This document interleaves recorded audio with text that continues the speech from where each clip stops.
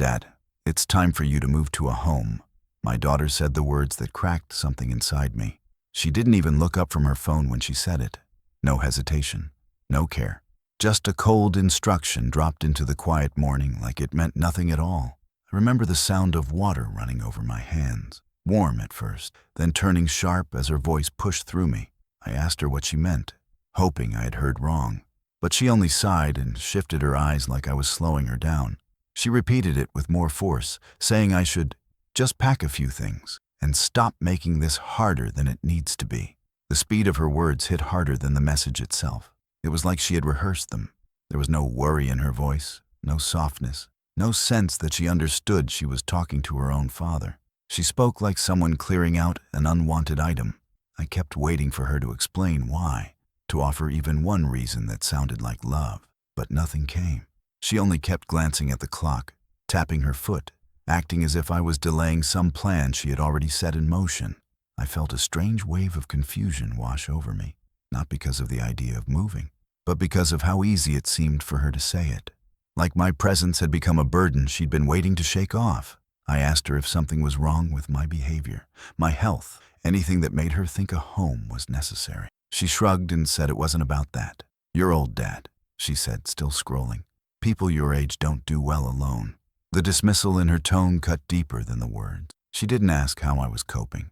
She didn't ask whether I felt lonely or unsafe. She didn't even ask if I wanted help. She talked as if my life was already decided, and she was the one appointed to decide it. I felt humiliation rise in my throat, tight and choking, but I held it back. I didn't want her to see how deeply she had wounded me. Then she said something that stayed with me long after the conversation ended. "The place is good," she said. "I already looked at it. They'll take you." She didn't ask if I agreed.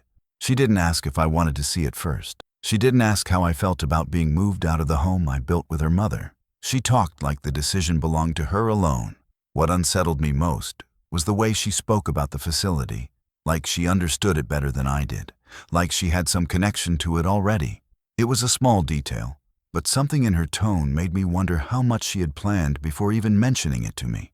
I tried to tell her this house still felt alive with memories, but she waved her hand, as if memories were useless clutter. She said, "Don't make this emotional." The words stunned me. How could leaving the place where her mother laughed, cooked, and loved us ever be anything but emotional? I realized then she had no interest in my well-being. She only wanted me gone. In that moment, I felt something inside me dim, a quiet understanding that my own daughter had stopped seeing me as a person she loved. When she finally left the room, I stayed where I was, staring at my reflection in the kitchen window. For the first time, I felt invisible in my own home, and I didn't understand why she wanted me out so quickly, or why her eyes had held no softness at all. What would you do if your own child told you to leave your home? I remember the mornings when she was little, running through these halls with laughter bouncing off the walls. This house was alive with her energy, her tiny feet tapping across the floorboards, and her voice calling for breakfast as I brewed coffee in the kitchen. Her mother and I would exchange a quiet smile over the mundane, the everyday, the ordinary that felt extraordinary in those moments. Those were the times I felt truly like a father, like she saw me as the center of her world, not just a background figure. After her mother passed, the air in the house changed. The laughter dimmed, replaced with a quiet that made me ache in ways I hadn't anticipated. I tried to fill the void, to be both parent and partner, to remind her of our love and stability. At first, she seemed to need me more, but gradually, the warmth turned into a tension I didn't understand. She started coming home less frequently, staying shorter periods, and her smiles became forced. She asked fewer questions about my day, less about the house, less about me. The shift was subtle at first, a shrug, a sigh, but each one chipped away at the closeness we once shared. I began noticing little things that gnawed at my heart. A holiday spent on her own terms, a promise to help around the house quietly ignored. It wasn't malicious, at least not at first, but the pattern built a quiet unease that settled in my chest. She spoke more about her freedom, her life outside these walls, almost with pride, as if responsibility for me or for this home was a burden she had to escape. Her partner, often present in conversations, encouraged her autonomy, framing it as a right, something owed to her after years of sacrifice. I could see it shaping her mindset, making her indifferent to the home where she grew up and the man who had raised her.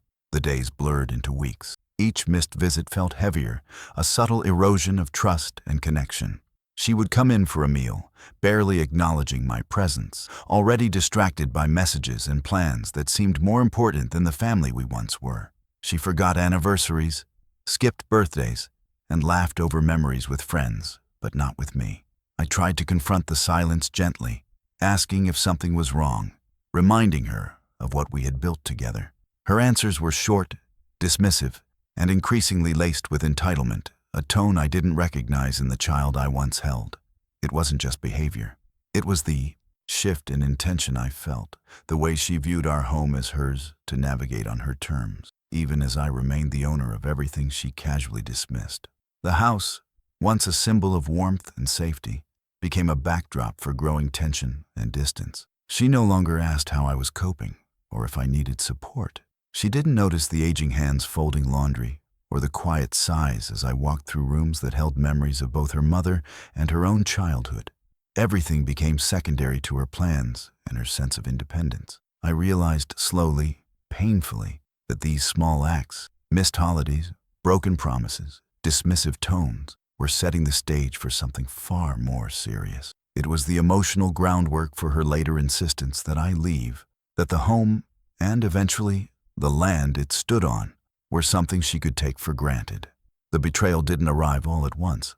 It crept in like a shadow, growing longer and darker with every year she chose her freedom over our shared past, until the day she finally told me to move out. All those years of unnoticed distancing had quietly paved the way. I started noticing the pattern in subtle ways at first. Her calls were no longer about checking in, no longer about sharing a laugh or asking about my day. They came with a purpose: bills, loans, small favors, each one framed as if it were a natural expectation. She would say, "Dad, I'm short this month. You've always been comfortable. Just help me out." At first, I thought it was temporary, that she genuinely needed support. But the requests kept coming, a steady stream that never slowed. Each one left a knot in my chest, a growing unease I couldn't shake. The guilt was deliberate, though I didn't see it clearly at first. Every call contained a subtle reminder of what I owed her. The upbringing, the sacrifices, the life I had tried to give her. "You wouldn't want me struggling, would you?" she would ask, her voice smooth and practiced. I realized slowly that she was weaponizing love and obligation, twisting them into pressure.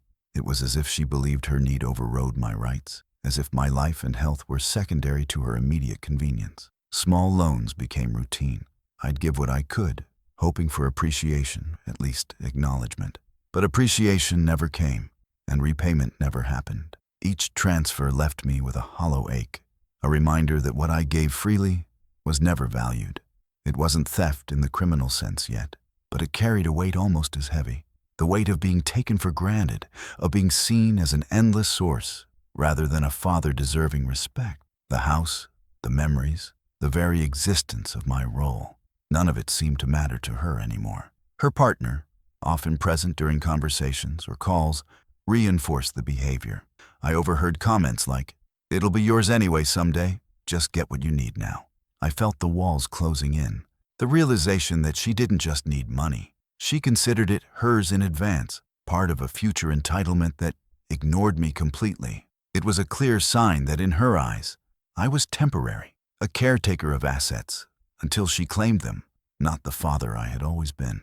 I tried to set boundaries, to refuse requests that felt manipulative or excessive. The responses were subtle but sharp: coldness, silence, the withdrawal of warmth I had once taken for granted. The more I said no, the more distant she became. Conversations that once lingered over shared memories became short, clipped, practical exchanges with no connection. Every polite refusal widened the gap, and I began to feel the slow, creeping dread that my relationship with her was being defined by obligation, not love. The dread wasn't just emotional, it was moral. I felt a rising tension between wanting to help my child and recognizing the slow exploitation of my trust and care. The more I resisted, the more I saw the coldness in her eyes, the casual disregard for the history and sacrifices behind her requests. Each interaction reinforced the uncomfortable truth. She was learning to see me as a tool, not a parent, and my life and well-being mattered far less than the debts she imagined I owed her. The pattern was unmistakable, and I could no longer pretend it was innocence or oversight. I began to reflect quietly on all the years I had spent supporting her, teaching her, loving her. The loans, the patience, the open doors, it all seemed to have been rewritten in her mind as entitlement. I realized then that this was a turning point, a moment where the shadow of financial expectation replaced the light of familial love. The child I had raised with devotion had become someone who saw me as a stepping stone, not a father. It was a heavy, chilling realization that filled me with both sorrow and a cautious determination to protect the remainder of my dignity and my home. The unease settled deep, like a stone in my chest. Suspicion grew quietly, a prelude to the dread that would follow when I saw the lengths she was willing to go to assert ownership over what was never hers. I understood that her view of me had shifted entirely. I was no longer the father who nurtured, guided, and loved unconditionally.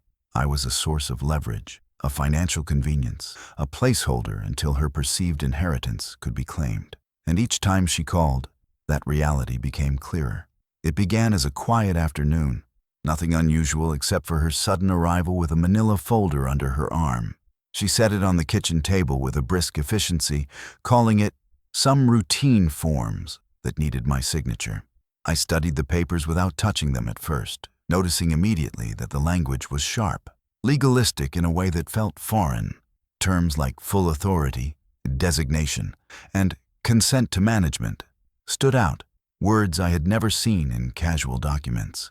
I asked her casually what these were, and she smiled, a little too brightly, insisting it was just paperwork to make things easier. But her tone was dismissive of my questions, as if my understanding didn't matter. She suggested gently, or perhaps firmly, that my memory might be slipping, hinting that signing quickly would save me from unnecessary stress. I felt a cold knot of unease. The words weren't threatening, not yet, but the implication that my mind was no longer reliable hit with a subtle, suffocating force. Her partner hovered nearby, arms crossed, frowning at my hesitation. There was an impatient edge in his posture, a quiet pressure that reinforced her suggestion. I could feel the tension building, a layered sense of coercion wrapped in familial concern. It was the first time I recognized the pattern of control being applied not with force, but with suggestion and insinuation. I wanted to ask more, to demand clarity, but the air felt heavy, charged, and I hesitated. I took a deep breath and refused. I told her that I needed to understand fully before signing anything. Her expression tightened. The light in her eyes, once warm in childhood memories, now held an unmistakable edge of irritation. Her partner's jaw clenched. Together, they made it clear that my refusal was inconvenient, even obstructive. The room felt smaller, colder, as if the walls themselves echoed their quiet disapproval. I felt the familiar pang of betrayal begin to tighten in my chest. Later, after they left, I examined the documents more closely, my hands trembling slightly as I read, line after line. The forms granted access to bank accounts, property, and other assets, far beyond any casual assistance I might have expected. It became clear that this was no simple, routine signature. Someone had carefully constructed a legal pathway to remove my control over my own life and property. My mind reeled with the implications, confusion giving way to a gnawing fear. The realization was slow and painful. She had orchestrated a subtle but powerful attempt to reframe authority in her favor, hiding the mechanism in legal jargon and polite suggestions. It was as if she had rehearsed the scenario, knowing exactly how to leverage familial obligation against me. The fear grew, not just for the immediate impact, but for what it revealed about her willingness to manipulate, to prioritize her convenience over my autonomy. I felt anger rise, a quiet but potent moral alarm. This wasn't merely about money or property. It was an effort to strip me of agency, to reshape my life on her terms without consent. The betrayal cut deeper because it wore the mask of care. She was patient, polite, even loving on the surface, but beneath it was calculation and disregard for my dignity. The sense of being quietly erased, replaced by someone else's control, was heavy and suffocating. That evening, I sat alone at the table, staring at the papers I'd refused to sign. The room felt different, the shadows longer, as if reflecting the shadow of manipulation that had crept into our relationship. I thought about all the moments of trust I had given her, the years of guidance, patience, and love, and I realized how deftly they had been weaponized against me. The small tremor of fear in my hands was matched by a growing determination. I would not allow this. I would protect my life, my home, and my dignity. It was the first time I understood clearly that the fight was not just financial. It was personal, moral, and urgent. She was preparing to erase my authority, step by step, under the guise of routine, and I had to recognize it before it was too late. The awareness brought sorrow, but also resolve. My role, my life, and my rights were non-negotiable. I would not let them be rewritten by those I had loved and trusted. The morning started like any other, though I could feel tension brewing beneath the surface. She arrived with that brisk energy, full of certainty, and immediately launched into plans I was expected to accommodate. "We'll get you into a home soon," she said, as if it were a natural step, a minor inconvenience for her convenience. Her tone carried no warmth, no concern, only the quiet assurance of authority she presumed over my life. She walked me through the facility in her words, painting it as comfortable, perfect, and suitable. Yet her descriptions carried an edge of ownership, a subtle declaration that she controlled my fate. I listened, stunned, as she spoke to her partner beside her, joking almost. "We'll be done with him soon," as though I were a task rather than a person. My chest tightened, a mix of disbelief and an ache I could barely name. How could someone I had raised, someone I had loved, discuss my removal with such dismissiveness? After they left, I sat in silence, the weight of her words pressing heavily on me. Memories of our past together, the home we had built, the holidays celebrated, the quiet evenings shared, collided with the reality that she viewed me as expendable. I had never imagined that the house, the land itself, would become central to this battle. A flicker of resolve began to form.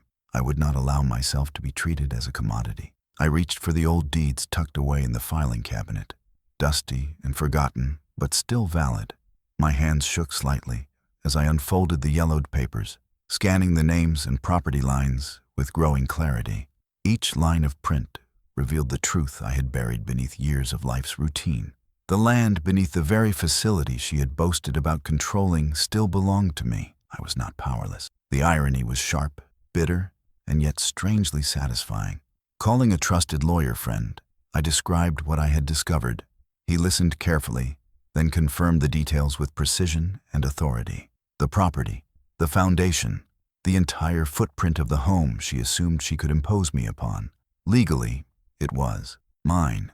The realization hit with a mixture of empowerment and outrage. She had attempted to exile me, to claim authority over a life that was not hers to control, without understanding that the land itself resisted her plans. I replayed her words in my mind, the casual certainty with which she had spoken about removing me, and contrasted it with the knowledge that the home, her supposed instrument of control, rested on property I still owned. The layers of audacity and entitlement revealed themselves, and I felt both anger and a renewed clarity. She had not considered the full consequences of her actions, nor the power of the foundation beneath her feet. My ownership was a quiet, legal shield against her presumption. The feeling of disbelief transformed into moral outrage. How had it come to this, that a child could plan so boldly to displace a parent, to treat someone's life as if it were disposable, without ever considering their own misjudgment? And yet, there it was, documented, undeniable, and in my favor. I felt a surge of quiet empowerment. This land, the legal truth, gave me leverage, but more importantly, it reminded me that dignity and rights could not be erased so easily. That evening, I walked through the property lines in my mind, recalling every tree, every corner, every familiar stone. This was mine, not just the paper ownership, but the history, the memories, the life I had cultivated over decades. She had tried to impose her will, to remove me from a home I had nurtured. But in doing so, she underestimated the permanence of what belonged to me. My anger was tempered by reflection, my empowerment shadowed by sorrow. I had been challenged, threatened, but I was not defeated. The quiet realization settled over me like the last light of day. She had attempted to remove me, but in her ignorance of the land beneath the facility, she had failed to see that control was never hers to wield. My role, my authority, My connection to this home could not be erased simply because she wished it so. The injustice remained clear, but so did the knowledge that I still held the upper hand, grounded in both law and life. I remember sitting in the small office, the hum of the air conditioning filling the silence, while my lawyer spread a series of papers across the desk. Each document felt heavier than the last, not just in paper, but in the weight of what they represented. She had labeled me estranged, claiming I had removed myself from her life, and it hit me with a chill that ran from my chest to the tips of my fingers. The word was not just inaccurate, it was a calculated attempt to erase me legally, to justify her control before I could even act. As he explained, the forms weren't limited to simple claims of estrangement. She had written additional statements, suggesting my cognitive abilities were failing, that I was unfit to make decisions about my own life and property. I felt a surge of anger and disbelief. I had never consented to such manipulation, yet here it was, filed as though fact. My voice caught when I asked, did she think she could just rewrite reality? The lawyer's nod confirmed my suspicion. These actions were deliberate, methodical, and designed to undermine me. Next, he showed me reports from the bank and other financial institutions. Every inquiry, every attempt to access accounts, every flagged call from her or her partner was documented. They weren't subtle. The pattern was clear. She had tried to gain information and control, using the pretense of concern for my well-being to cover her intent. Seeing it all in black and white, connected and coherent, made my stomach tighten. The betrayal was no longer a suspicion. It was proven. She had not just ignored my presence. She had attempted to manipulate and strip away my rights. The digital trail further confirmed it. Emails, online requests, notifications, each piece demonstrated her active strategy to weaken my legal standing. I traced the timeline with my lawyer, each step echoing a calculated effort to position herself ahead of me, to claim authority before I could secure it myself. The evidence was thorough, leaving no room for doubt. I felt a mix of horror and grim satisfaction. The truth was undeniable, and I could now act decisively. This was the moment validation met outrage. My lawyer began to outline the protective steps I could take, updating my will, strengthening legal clauses, creating a protective trust, every action designed to block her access and preserve what was rightfully mine. As he spoke, I realized the magnitude of what had been at stake.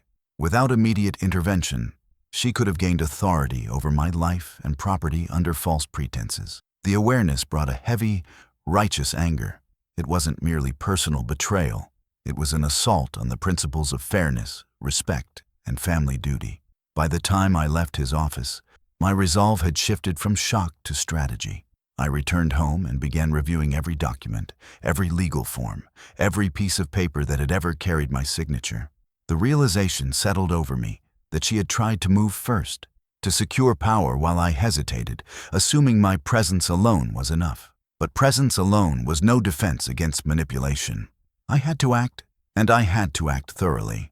That evening, I updated my will and protective legal documents. Every clause, every line, every detail was carefully considered to prevent further attempts at intrusion. The feeling was not triumph. It was necessary preservation. I could see her shadow in every action she had taken, but the law now reinforced my position. She had underestimated the resilience of the person she had tried to disempower. Sitting back in my chair, I allowed a quiet exhale. The work of protection was complete, for now, and the weight of betrayal had been met with careful preparation rather than blind reaction. The papers no longer threatened me. They were now tools of defense. I understood her intentions fully and had countered them with deliberate, measured action. In that moment, I felt a profound mix of relief, anger, and clarity. I had faced the evidence of her calculated estrangement and responded with both caution and strength. The day my lawyer summoned her for what he called property clarification began quietly, almost deceptively ordinary. I felt the tension in my chest as I waited in the office, papers spread across the table, every legal document carefully organized. She arrived just as I had expected, confident, assured, dismissive. Her posture radiated entitlement, as if the house, the land, and my life were all hers to command. She barely acknowledged me, focusing instead on her own agenda, the words "move on" echoing in my memory. My lawyer began with a neutral tone, laying out the reason for the meeting. He explained that recent findings had clarified ownership of the property where the retirement home sat, the home she had intended for me. I could see her brow furrow slightly, a small crack in the armor of certainty she carried like a shield. The air in the room thickened, the quiet hum of the office magnifying every heartbeat. I watched her, noting the shift from nonchalance to sharp attentiveness, realizing the moment of reckoning had arrived. Then came the reveal. The land beneath the facility was mine. Every deed, every legal boundary, every historical record confirmed it. The documents were conclusive, leaving no room for dispute. Her expression changed, first to disbelief, then to denial, and finally to visible anger. Her hands tightened over the table's edge, and her partner leaned forward, their combined confidence now crumbling. I felt a surge of quiet justice. Years of manipulation and entitlement were meeting an unshakable truth. The lawyer methodically explained the implications. She had no legal authority to place me in that home, no right to claim control over the land, and her attempts to assert influence were effectively trespassing. The technical language was precise, but carried the weight of moral clarity. Her protests were sharp, defensive, full of indignation, yet entirely hollow against the unambiguous facts. I felt a mix of relief and lingering pain. The confrontation was necessary, but the years of coldness and betrayal were still fresh wounds. She tried to argue, twisting words and pointing fingers, but the lawyer countered calmly, referencing each legal precedent and ownership record. I could see the tide of control slipping through her fingers, the certainty she had carried for so long dissolving into frustration. The room felt charged, every sentence a measure of her diminishing power. I remained quiet, observing the unraveling, absorbing the proof of both her entitlement and its futility. Her confidence, once oppressive, was now visibly shaking. Finally, unable to maintain her composure, she stood abruptly, knocking a chair back. Her voice rose in anger, accusations flying, but the foundation had already shifted beneath her. There was no forgiveness, no explanation that could alter the reality. She had assumed authority where she had none. The humiliation was palpable. I could see it in her rigid shoulders and her unwilling eyes. She stormed out, leaving behind an echo of indignation and the scent of tense office air. When the door closed, a heavy silence filled the space. I sat back, chest tight, processing the mix of emotions coursing through me. Relief was there, yes, but it was laced with sorrow. The justice was undeniable, yet it could not erase the years of distance, the coldness, the attempts to remove me from my home. My hands resting on the desk felt the subtle pulse of vindication, tempered by grief. I had won the battle of property and rights, but the war of family betrayal left its marks deep within. I exhaled slowly, letting the tension ease just enough to acknowledge the complex emotions. She had learned the truth, faced the legal reality, and had no recourse. The house, the land, the life I had nurtured and protected remained under my control. Yet the relief was shadowed by the recognition that a child's disregard could not simply be corrected by ownership or legal authority. I carried the weight of years, the quiet satisfaction of justice meted out, and the lingering ache of a relationship irrevocably fractured. I sit in the quiet of my study, hands resting on the polished wood of the desk, and allow myself to breathe in the stillness.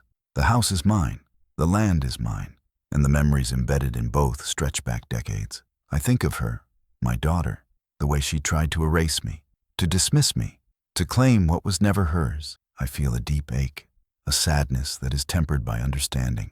My legacy cannot be undone by someone else's entitlement. It exists not in her approval, not in her recognition, but in the life I built, the decisions I made, and the values I upheld. I reflect on the years of raising her, of working silently to provide, to protect, to nurture a sense of home and stability. I think of my late spouse and the love we poured into this family, the lessons, the shared mornings, the small rituals that shaped our lives. They remain, untouched by her disregard. I recognize that a legacy is not merely paper or property. It is the imprint of a life lived with care and integrity. The deeds she tried to claim, the control she assumed she had, could never diminish that. Her absence from my life now feels final, but it no longer threatens my sense of self. I claim dignity in the face of abandonment. The anger that once flared in me has softened into quiet strength. I do not seek revenge. I do not harbor hatred. The law confirmed my rights, and justice has been done. Yet the satisfaction is complex. It is relief mixed with sorrow, validation tinged with the knowledge that familial bonds, once broken, may never be repaired. I accept this reality with as much grace as I can summon. I consider the future, my own future, and feel a subtle, steady hope. Not hope for reconciliation, not hope for her recognition, but hope for the days and months ahead, lived on my own terms. There's a calm freedom in this, a quiet empowerment. The home is mine, the land is mine, and I am free to live according to my own choices, unpressured by someone who never valued me as a person, only as an asset. I feel the weight of control shift back fully into my hands, a reassurance that the years of effort, of planning, and of preservation were not in vain. The moral clarity I feel is sharp, yet gentle. I have learned that forgiveness is a personal question, not an obligation. Some betrayals are too deep, too intentional, to simply erase with kind words. I pose the question silently to myself and to anyone listening. Should a parent forgive a child who tried to erase them? I do not answer lightly, for the answer is not mine alone. It is a reflection of values, of morality, of the balance between compassion and self-preservation. My dignity, my history, and my choices remain intact, regardless of another's conduct. As I rise from the desk and look out across the property, the sunlight catches on the trees, the edges of the garden, and the familiar outline of the home. I feel a sense of completion, not triumph, but a quiet assertion of what I have preserved. The land, the house, and the life they represent are mine, and the lessons I have lived by cannot be stolen. I carry the history of my family, the evidence of my care and attention, in my own memory, in the integrity of the life I have built. It is enough. I close the window, listen to the soft hum of the air around me, and allow the stillness to settle. I am here. I am whole. I have endured. My legacy stands, not in her acknowledgement, not in her presence, but in the unassailable truth of what I have lived and protected. I move forward with quiet strength, ready for the days to come, secure in the knowledge that while she may have tried to erase me, she never could. My life, my dignity, my future, they remain mine to claim and to honor.